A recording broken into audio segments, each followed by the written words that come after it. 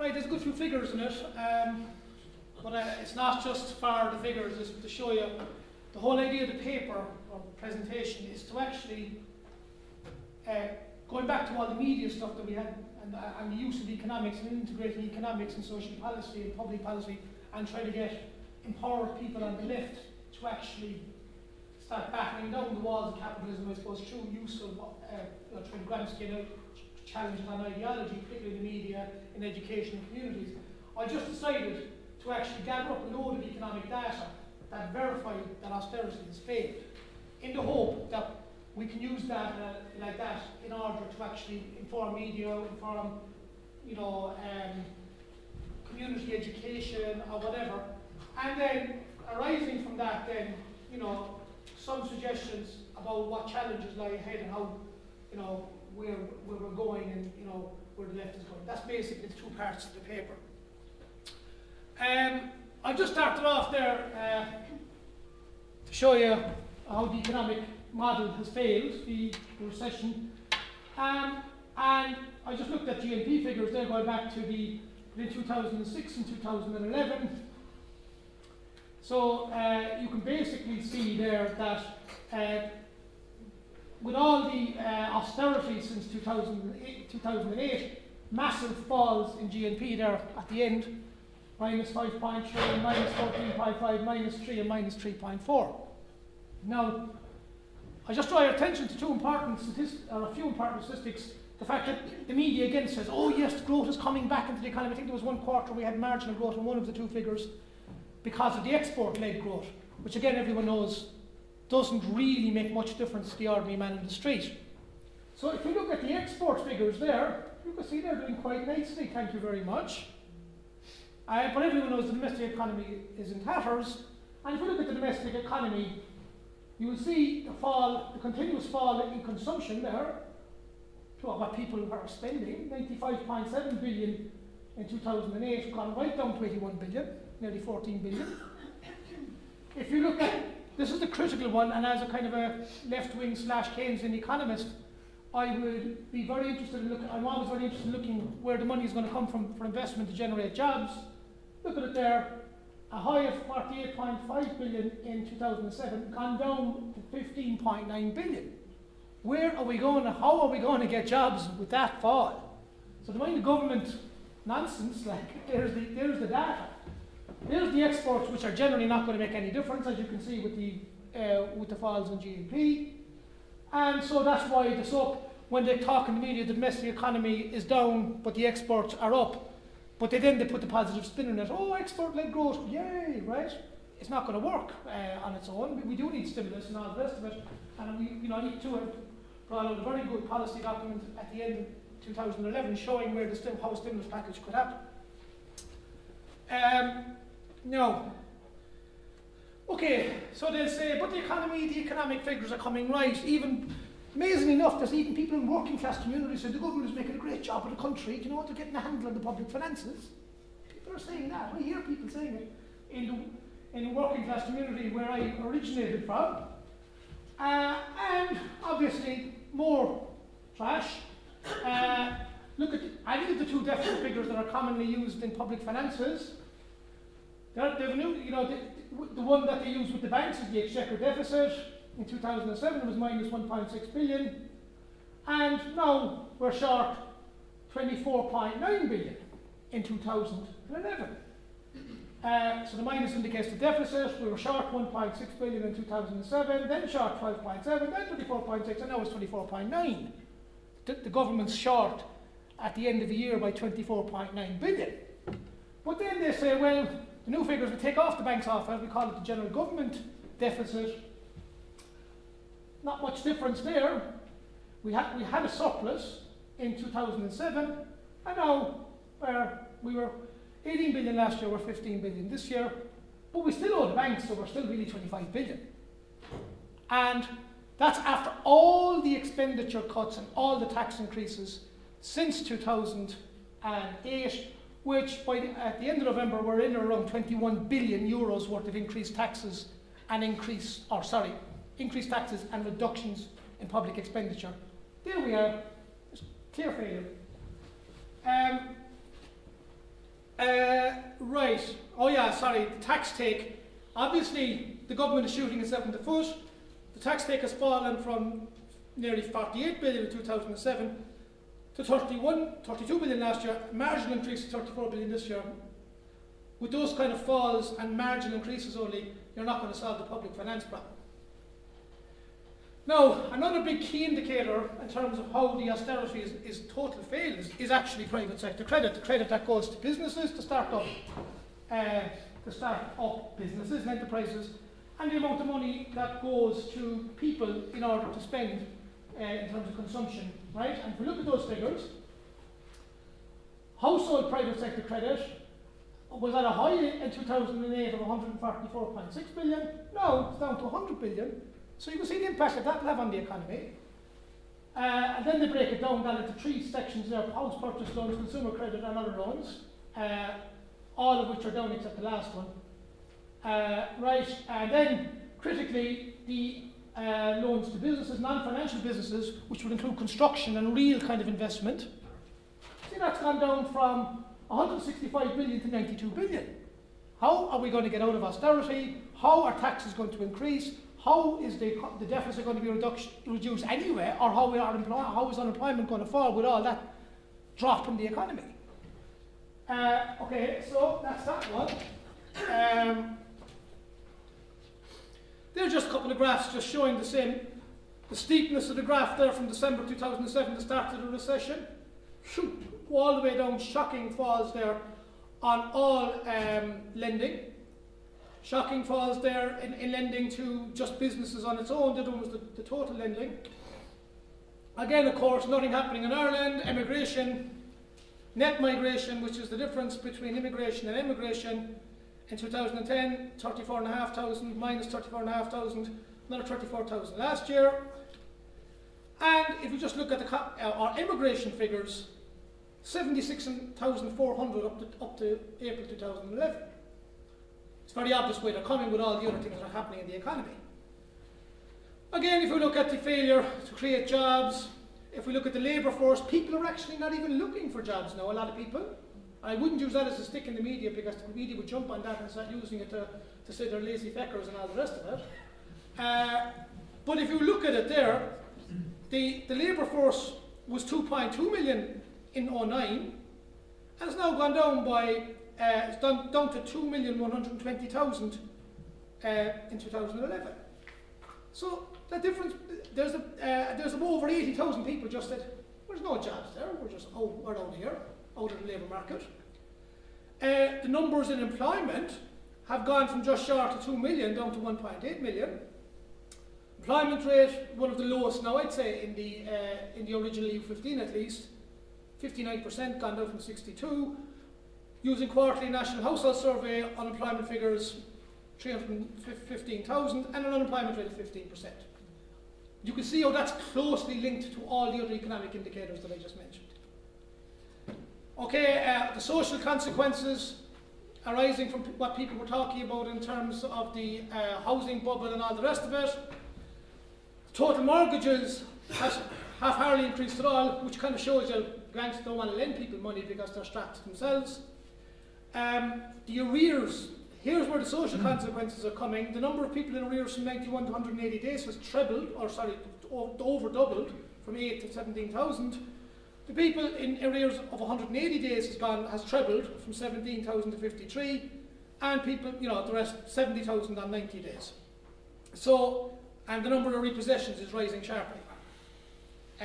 This is just clear evidence of austerity failure. Just looking at the social side of it in more detail, people's incomes have fallen. Equivalent incomes fallen from 23,000 to 22,000 in the last 2 years. The income inequality, the ratio establishes the increase in income inequality, which is the fact that the top 20% as a percentage of the bottom 20%, their share has risen from 4.3 to 5.5, despite the recession. And we already know from the wealth figures that there was a 5% increase in wealth in the last 2 years as well, on top of the income inequality figures. Our risk of poverty has gone up to 16% and enforced deprivation 17 to 23. If you look at indicators such as the housing waiting list, nearly 100,000, was 50,000 only 3 years ago. And in the clear sign of the link between unemployment and social housing, 78% of those in need of housing have annual incomes below 15,000. None of this stuff gets as much media attention as what it should to show the failure of austerity. And again, 71,000 children are on housing waiting lists. Just to look at some of the areas, Cork City waiting list has grown by 172% since 2008, Fingal and Dublin 159, and then there are other similar increases there. Hospital waiting list, these figures came out last week. With only 72% of the hospitals, 30 hospitals counted, hospital waiting lists were 178,000. And 10,000 of those were referred by their GPs to consultants prior to January 2011, which means they're over 15 months on the waiting list. Just some examples of waiting lists there: Tala 18,775, Cork University 12,387. Now, I'm kind of onto the second part of where I'm going with this paper, which is kind of where are we going now. Here's all the evidence. We should actually be able to make ground with all the evidence at our disposal, and the answer is we are, right? Because if you look at the Irish Times opinion poll, the celebrated one that we were all probably glad to see on April the 16th, a couple of weeks ago, the satisfaction with the government, you can see there Labour was down 6, Fine Gael down 3, ULA and others at 19%, which was up 4, and Sinn Féin, the second largest party, up 6%.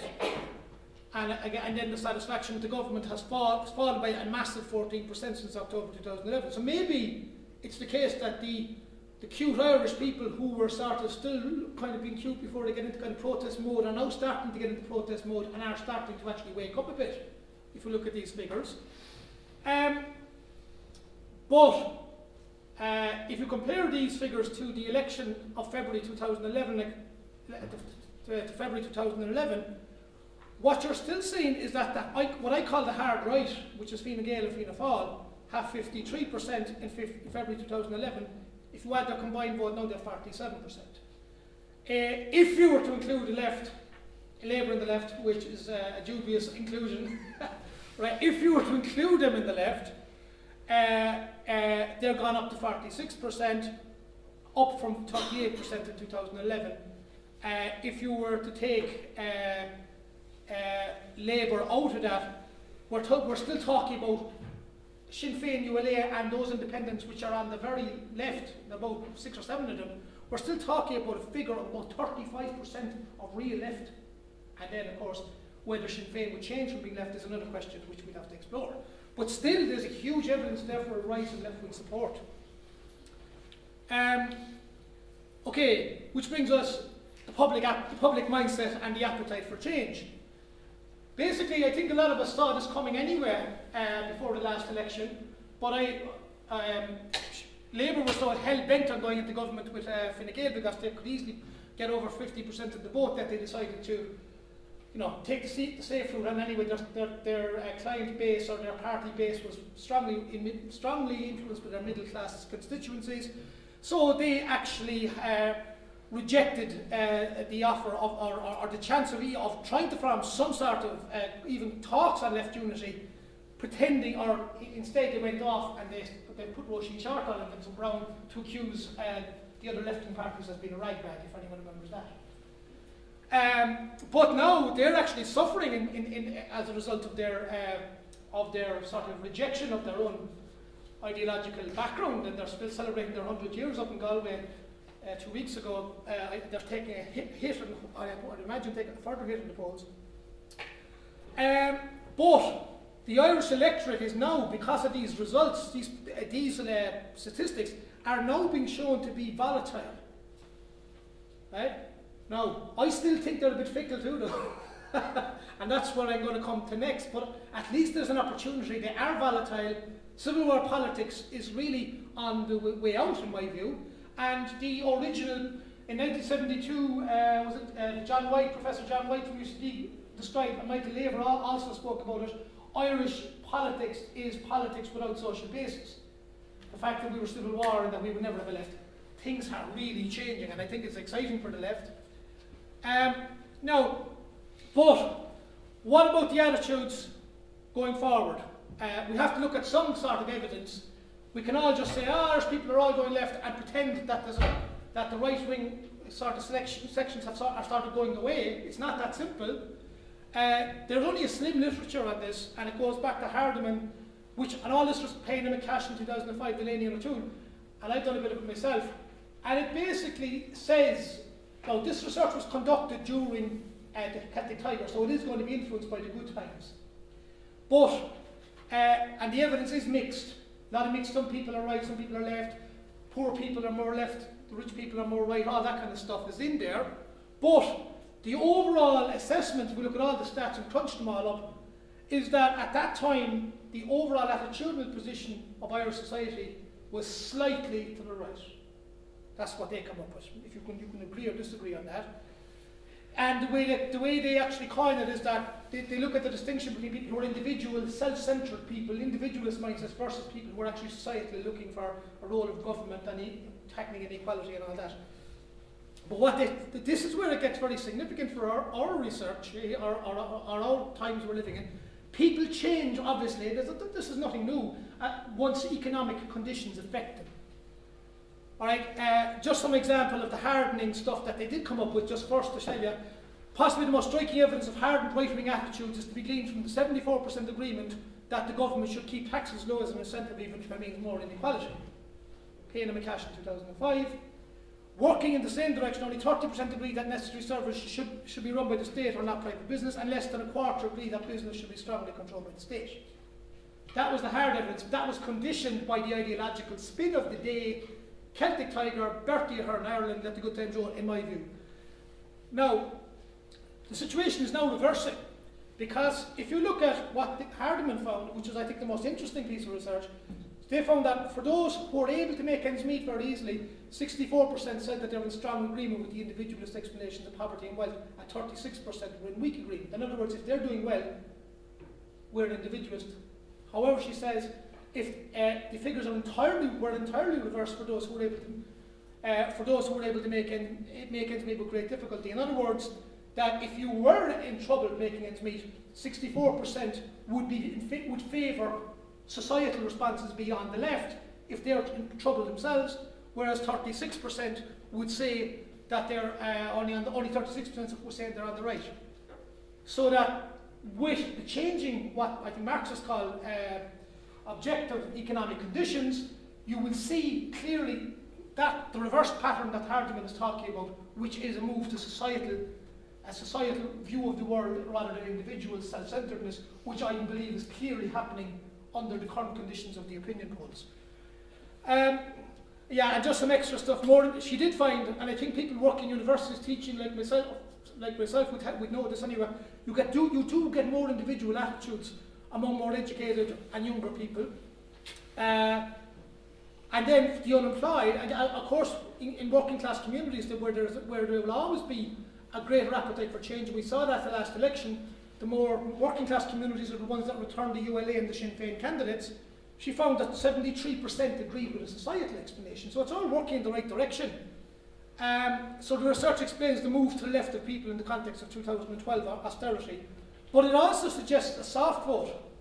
Because if they move to the left because things are going bad economically, some of them might move back to the right. 10, yeah. Some of them might move back to the right. If they're as quick to move to the left when the economic conditions get bad, a lot of them might move back to the right just as easily. But it's still an opportunity at the present, and given that things aren't going to get any better in the next 2 or 3 years, it's still an opportunity as we speak. Okay, so the next thing is, how do we tackle the hegemony? And I'm focusing here on the academia and the media.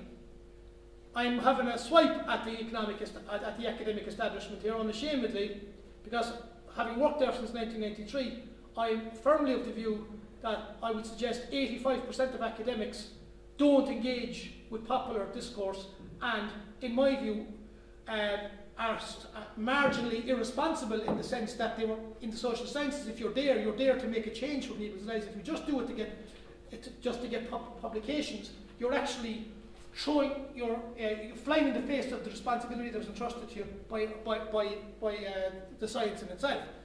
And again, I heard somebody talk about Craig Philo from the Glasgow Media Group this morning.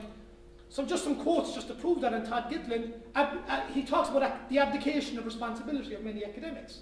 How many academics in Ireland go on the radio and write articles in newspapers arguing for change? What percentage? I don't know, it was very small. Social science, including media, has been unable to address or interest wider public audiences. The inability to write clearly in an accessible language has frequently been commented on, from C. Wright Mills to Todd Gitlin. Right? That's a big challenge. A lot of people, showing off fancy language is not going to cut it for ordinary public people who are going to change. Academics debate with each other, discussions about the work of past great theorists, fashionable arguments, the debates at any given moment. These, as we have said, tend to spiral off into abstract theorising and a professional language which only the initiated can follow. There's the problem. Many on the left as well, with dialectical materials and stuff like that, are equally culpable, right? So we said that going on to, so that you know what the academics have to do, right? If we're looking at the unions, they have to use the evidence to actually embarrass the government and conscientise the people and all the rest of it, to get into the public mind. And they have actually some good stuff coming out. They've set up this Neville Institute in Dublin at the moment with Tom Healy and stuff, and they have very good research coming out. But they, as someone mentioned it this morning, they're kind of turning their back a bit. They're being contaminated by the Croke Park Agreement, don't want to follow with many of the teachers' unions and other people, and are actually bringing, like the old Duke of York, bringing people up to Dublin a year and a half ago, 100,000 out in the street, everyone toddles off home, nothing more done after that. The comment by last week was incredible by ICTU, that they would be prepared to support a fiscal treaty if the government agreed to their stimulus suggestions of 2011. Is that the way business of the state should happen? The middle class union is keeping low profile, hoping that they won't get any pay cuts during the Croke Park Agreement. These are the challenges. The economic evidence is there to trumpet failed austerity, we know that. We need more dissemination of evidence in media, schools, communities, colleges, societies and groups. We should know how to do that. Unions should be part of funding these things, using some of their funding.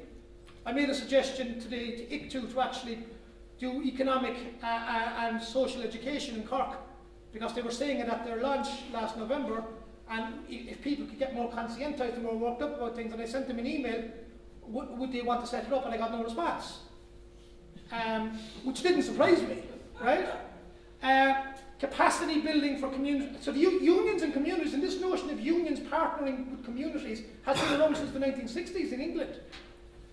The Association of Community Workers in England have written about it, Marjorie Mayo and people like that have been speaking about it for years. Long-term consciousness needs to be raised to bridge information gaps and prevent false consciousness and fickleness. Because if people are fickle because they don't have a proper political development education. But if you give them the political development education, then they won't be so fickle the next time. Left gains need to be solidified, not become flash in the pan. The only way to do that is political flair in education.